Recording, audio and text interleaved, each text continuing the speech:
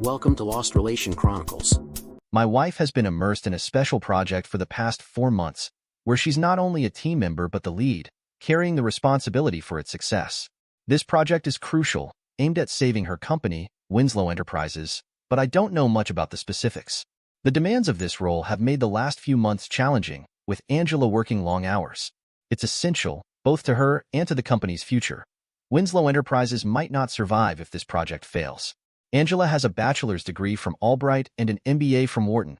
She's definitely the academic one in our family. I went straight into work as an auto body technician after high school, and after 21 years, I'm still in the same field. I enjoy the work, and the pay's been good. It supported Angela's education and helped us raise our 2 kids. While we didn't live extravagantly, we managed. Now that the kids have moved out, and with both our incomes, we're pretty comfortable financially. Angela and I got married at 18, and within a few months, she was pregnant. For the first few years, we lived with my parents, who had an empty nest by then. It worked out well since my parents helped with childcare, giving Angela a chance to focus on her college studies. With the 2 pregnancies, her 4-year degree ended up taking 6 years to complete. It wasn't easy, but she did it. I always had work and could take on overtime whenever necessary. After Angela finished her degree at Wharton, we finally rented our own place. She had offers from several big firms, but most would have required us to move. Although I was open to the idea, Angela wanted to stay close to home, so she accepted a position at Winslow Enterprises. They paid her well, but what mattered most to her was the chance to take on responsibilities and move up the ranks. Angela was a hardworking, dedicated employee. The big presentation was scheduled for Thursday at the Radisson Hotel in Philadelphia. I took a few days off to be around, just in case she needed anything. In the end, though, my main role was having a meal ready for her whenever she got home. I didn't know much about her work and honestly didn't want to. High-level corporate stuff just didn't interest me. Executives from Europe, Asia, and South America were flying in for the event. The company was covering travel expenses and putting them up at the Radisson. From what Angela mentioned, this was a big financial stretch for the company. Her presentation wasn't just crucial for her. It was pivotal for the company and its 200-plus employees. Things seemed to be on track until Tuesday evening when Angela came home with a new gray power suit and a white blouse for the presentation. She meticulously laid everything she needed on the guest room bed. Normally, she was easygoing about the house, but when it came to work, she was precise. I noticed she packed some fancier underwear along with a few cocktail dresses for the social gatherings surrounding the event, though I didn't say anything. I've always steered clear of these types of functions, but I felt it was only right to offer to go with her if she wanted. She appreciated it, but assured me it wasn't necessary. All of the handouts and equipment that she needed had been carefully packed in the trunk of her Volvo before she left work. She was driving herself to make sure that everything got there in perfect shape. She had all day Wednesday to prepare, and all night Wednesday to socialize with the guests. Angela was so good at what she did that I felt it was better if I just stayed out of her way. Finally, she was done. She had checked and double-checked everything. All she needed now was a hot shower and a good night's sleep. I guess my mistake was checking things after Angela started her shower. I thought I would be helping, but it didn't turn out that way. I was rearranging things on the bed when a small white envelope fell out of the side pocket of her makeup case. The envelope came from a pharmacy, but not the one that we usually use. There were 10 pills inside. I had no idea what Previn was, and the instructions were confusing. Take 1 pill as necessary and take a second pill 12 hours later. I thought that they might be something that she got for anxiety or nerves, but the instructions didn't make sense. The prescription was in her name, and it was filled on Monday. I put the envelope back as she was finishing her shower. I decided I wanted to find out more about Previn before I mentioned it to her. Of course, if I did mention it, it would indicate that I was going through her stuff. I hate dilemmas. While Angela was getting ready for bed, I went to our home computer and punched up Previn. 10 minutes later, I joined my wife under the covers. I lay awake all night wondering why my wife had gotten a prescription for the morning after pill, especially since I had gotten a vasectomy 10 years ago. I was up early the next morning, but not rested. I took a long walk hoping that it would clear my head. Reluctantly, I started back to the house, afraid of what I might do or say when I arrived. My son, Josh, joined the Navy after high school and was in his first year stationed in San Diego. Our daughter, Gloria, married her childhood sweetheart last year and just moved to Dallas. It was just Angela and I. I missed the kids, but I was looking forward to growing old with her. She was the only woman I was ever interested in, and now it was all turning to crap. If Angela was having an affair, she hid it well. Of course, I never checked up on her. I never looked through her emails or cell phone calls. I had no reason to. There was no way I could have known about what she did at work or after work. I trusted her completely. Gary, where the hell were you? Do you want eggs or anything? No, just coffee. I didn't feel very talkative. What is wrong, honey? It will only be for 3 days. You can come if you want to, but you will be bored to death. No, I don't really want to go, but I hate leaving you alone. I worry when you are gone. That's sweet, dear, but everything will be fine.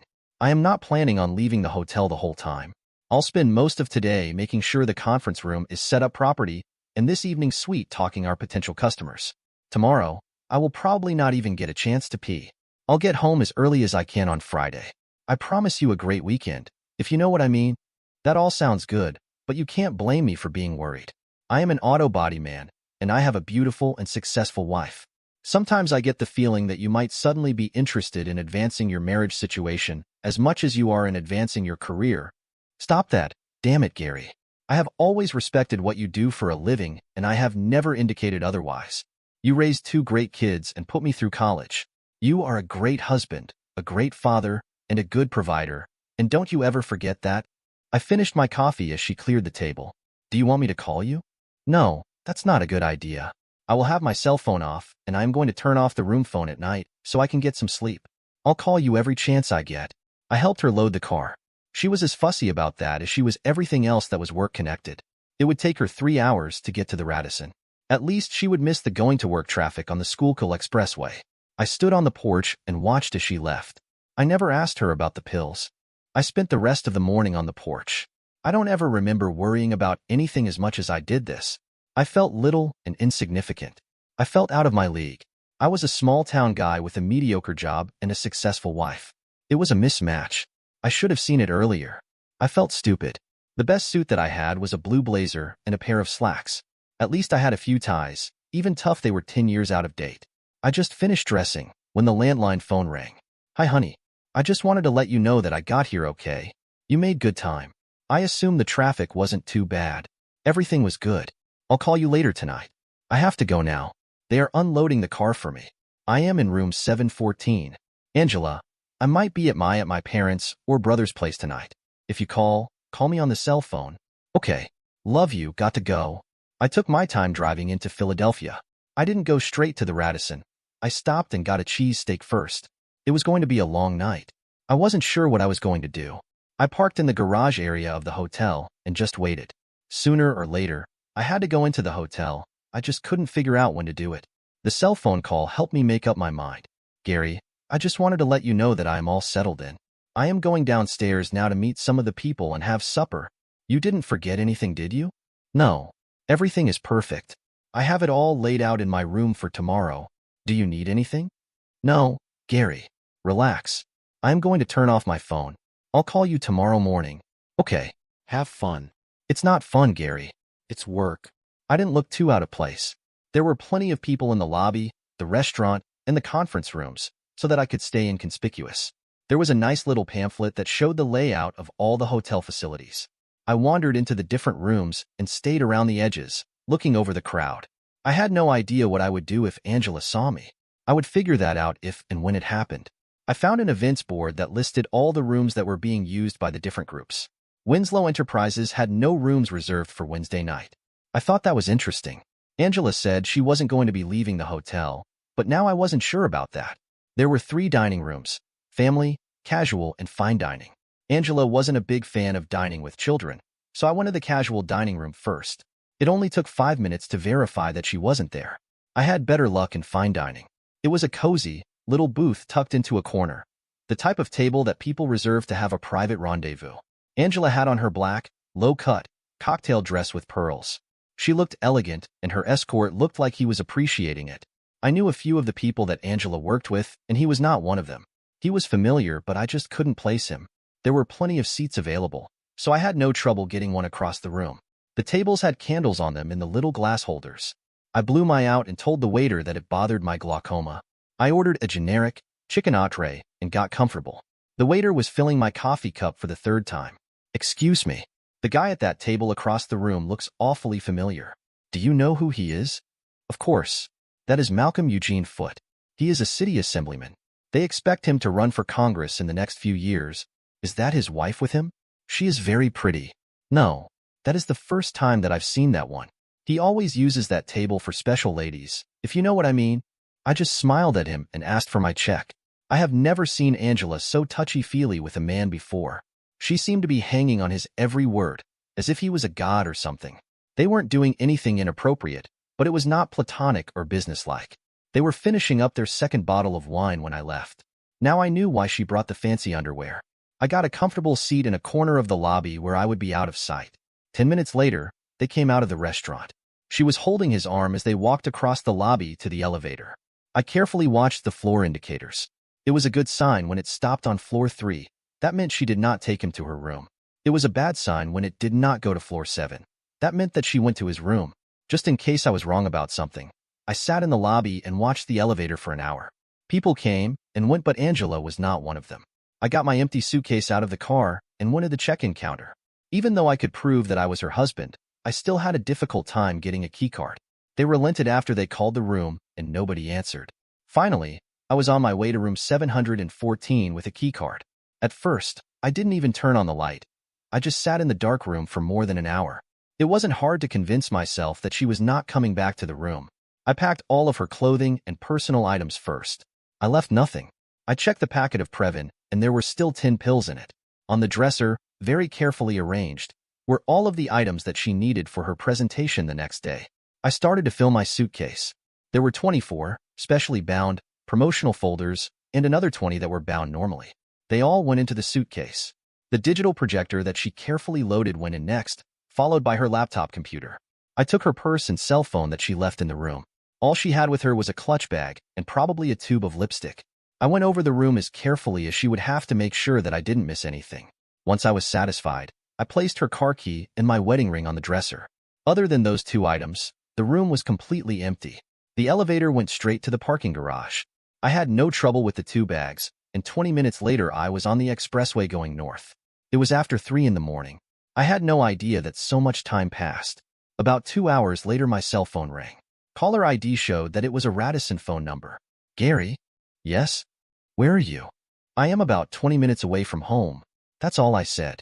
The other end of the line was quiet.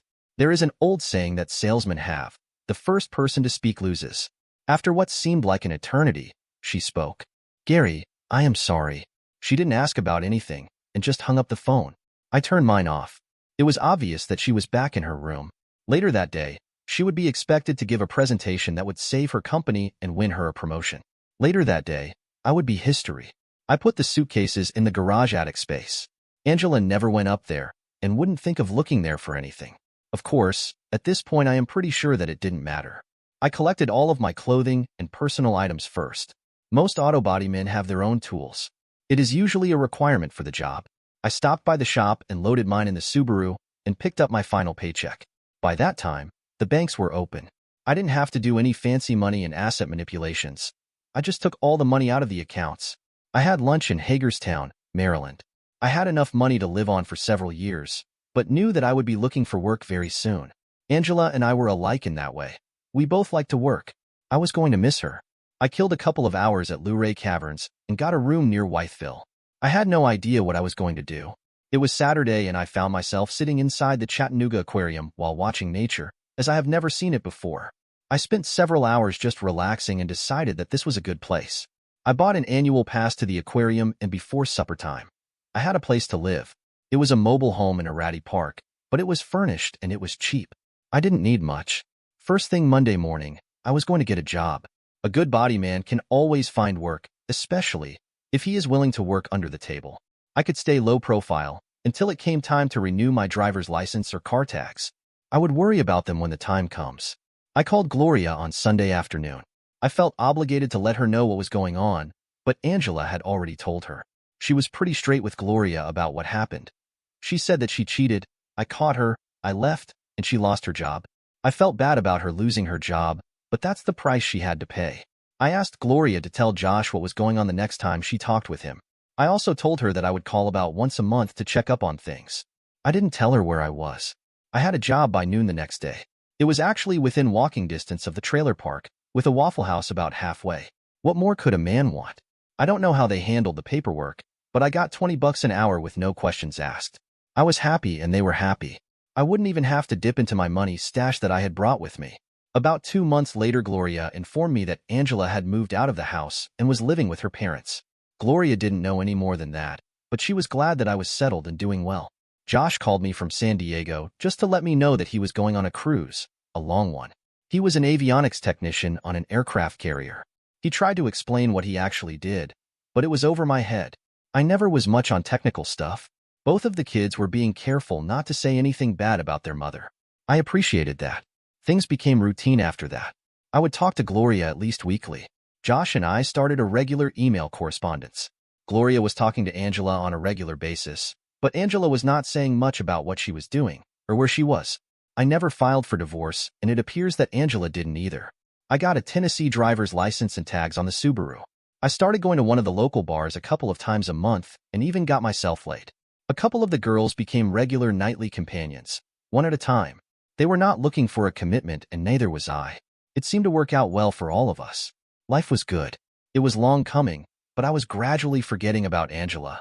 Eventually, the Subaru started to give me troubles. I had forgotten how much time had passed. The Outback had over 200,000 miles on it. I was thinking about that over a beer one day, when I realized it had been almost 5 years since I had left home. I was still in close communications with both of the kids. By now, Gloria had 2 children of her own and wanted me to come see them. Josh almost married a Thai girl, but backed out at the last minute. I usually worked 6 days a week and used Sunday to recover from Saturday night. There was no good reason for anyone to be banging on my trailer door at 6 in the morning on a Friday. Their rudeness was rewarded with a half-naked man opening the door. Day-old jockey shorts are nasty, and the lady at the door seemed to agree with me, according to her expression. She looked away, but her companion seemed unimpressed. Normally, I would have thrown on a pair of pants, but they annoyed me. We are looking for Gary Terrell. He was a little too proper for me. I don't know you. My name is David Simmons, and this is my wife, Marcia. We have a problem, and we're hoping that you could help us. I am sorry. I don't moonlight. If you need something done on your car, you will have to go by the shop. That got me a few blank stares and finally a reply. It has nothing to do with your work. It is more of a personal problem. Can we come in? The trailer looked like crap inside. I seldom had guests, so I rarely cleaned up. Even my lady friends insisted that we go to their places. Be my guest. Let me put some pants on quickly. I left the door open as I walked into the bedroom. Just to show them what a gracious host I was, I put a shirt on also. Do you want some coffee? It will only take about 10 minutes. I cleared some stuff off the sofa so that they could sit.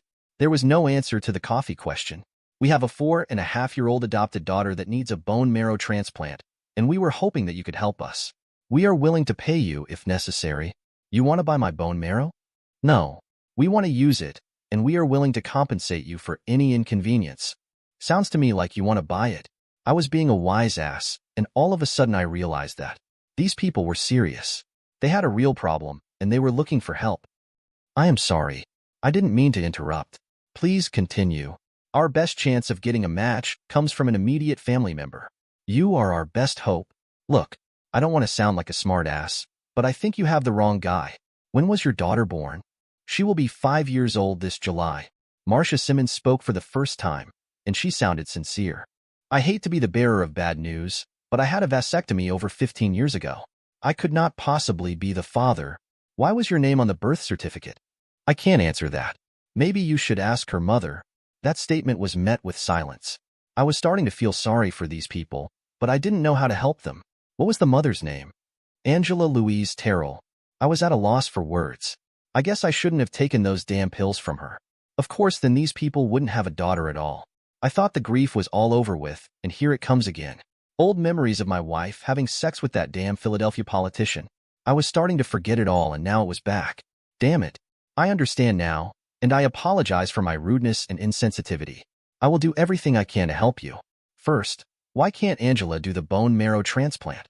Medically, she can't. She is not a match. She is the mother. She should be a match. Oh, she is a match, but she is too sick. The doctors refuse to even consider using her. Sick? How? She is dying from liver failure. She has less than 6 months to live. That doesn't make sense. She has always been in perfect health. Besides that, I don't believe that a bad liver would prevent her from donating bone marrow. The hospital will not accept her signature on the consent form. You mean that she is messed up in the head also? They both looked at me in silence. They knew the answer, but didn't want to say it. At this point, I didn't want to make them more uncomfortable than they were. 10 minutes ago, I didn't give a damn about them, and now I felt like I had to protect them and help them. How did that happen? Can either of my children help? It's possible, but we thought that you were our best hope. Why don't you go after the father? The real father? We thought that was you. We have no idea who else it could be. Angela didn't say a thing to us about another possible father. Marcia added in. Actually, she was not in good enough condition to explain anything. Most of the information we have came from the adoption agency. I needed some coffee, and I needed to take a leak. Excuse me a moment. I left my guests sitting there as I made a pot of coffee. It only took a few minutes. While it was brewing, I took a badly needed morning piss. I tried to be discreet. I had already embarrassed Marcia enough. Where do you people live? Westchester, Pennsylvania. Well, that was interesting. I'll make you a deal. If I tell you who your daughter's real father is, you have to promise me that you will pursue him relentlessly until you get what you want. What are you talking about? The man who fathered your daughter is a well-known politician in Pennsylvania. He will of course deny everything, and he probably will have you served with legal papers to stop your efforts. If you agree to push hard enough to get him to admit the child is his, you should be able to shame him into giving the bone marrow transplant. That is what you want, right? Yes, of course, but how do we do all this? I don't know. I am an auto body man. I beat on metal for a living. I guess your best approach would be to use TV, radio, and the newspapers. Politicians will do anything to avoid bad press. Do you have any friends that could help? Well, now both of them were smiling. I must have said something to give them hope. I think we can do that. Who the hell is he? Malcolm Eugene Foote. He is running for the U.S. Senate. I bet that he would do anything to avoid bad publicity. The coffee was done, but David and Marcia couldn't wait to get back home. Before they left, I told them how to contact Gloria and Josh, just in case they needed them. I was sure that they would help. I also made them tell me where Angela was. I would probably be in Pensacola before they made it back to Westchester. I got my haircut and bought a new shirt. Angela was a cheating bitch who ruined my life, but I still wanted to look good when I saw her. It was another trailer park, but this time it was a nice, new double-wide. Her Volvo was there with a flat tire and a broken windshield. The woman that answered the door was not Angela. She looked like she had been ridden hard and put away wet. She was at least 45, maybe 50, and must have had a hard life. The lack of makeup didn't help, and she just looked mean. I didn't get a chance to open my mouth. Damn it, if it isn't Gary Terrell. I never expected to see you here. I had to use the old line. You have me at a disadvantage. Sherry Hart. Come on in, sweetie. Can I get you a beer? No, but thank you. I am here to see Angela. Sherry was a big girl in many ways. She walked across the room and stood by the dining room buffet. There she is, Gary. Look all you want. Her hand gestured toward the brass urn sitting in the middle of the otherwise empty buffet. It looked like I was too late. I didn't move, just stood and stared at the container before me. Can I have that beer now? Angela moved to Pensacola after giving the baby up for adoption. She bought the trailer with money she got from Winslow Enterprises after she got fired. She had profit sharing, 401ks as well as vacation and sick leave time. She ended up with a job at a local garment factory working in the shipping department. That's where she met Sherry. Sherry rented a room from Angela. Every cent that Angela made went into booze. She started with wine and gradually switched over to the hard stuff. Whatever was the cheapest. She eventually lost her job because of the drinking and was forced to use her savings after that. She never dated or went out. Sherry stayed with her and paid the utilities and bought food, which Angela did not eat. It took her over 3 years to kill herself. Surprisingly, she had a will and left me the double wide and the Volvo. Sherry explained that Angela had become so despondent about what she did that she just gave up. She didn't try to prevent the pregnancy or even abort it. The adoption was arranged months before the baby was even born. She never went back to work, except for menial jobs that she did poorly. Sherry said that Angela seemed to have no ambition and no reason to live. She talked about me a lot, but was afraid to try and contact me. Gloria had actually given her my number, but I never got a call. It was almost as if her one-night affair hurt her more than it did me. I stayed for 2 weeks, and then I sold the trailer to Sherry for $1 and got $1,000 for the Volvo. 2 days later, I was in Westchester, visiting my new friends, David and Marcia. Malcolm Eugene Foote balked at first, but David and Marcia turned the screws until he gave in. He insisted on DNA tests, which proved that he was the father. To save face, he was more or less forced into the bone marrow transplant, which was a success. Malcolm's political career and married life did not seem to fare as well. His drop in the polls was so rapid that the party replaced him with another candidate months before the election. His wife filed for divorce and was very public about it. Right now, Angela and I are on our way to Dallas to see Gloria and my grandkids. I don't know how long I will keep Angela with me. I guess until a better one comes along. Now you may ask as to why I did not file for divorce and why I am still with my cheating wife. Well, for starters, the divorce will take around a year to finalize. As per Angela's medical reports, she does not have more than 4 to 6 months to live. So, it is better to live through it together rather than watch her die in court. I am old. I am broken. I don't see myself starting my life again or falling in love with anyone else. When I married Angela, I promised, till death do us part. I might just see through it and die peacefully that I kept my side of the promise, even though she did not. 3 months later, Angela passed away in hospital. In her last moments, she was holding Gary's hand, and in her last moment, she whispered, "Thank you, Gary." The same words were written on her tombstone, as per her last wish. Dear listeners, please share your thoughts in the comments section below, and don't forget to like, share, and subscribe.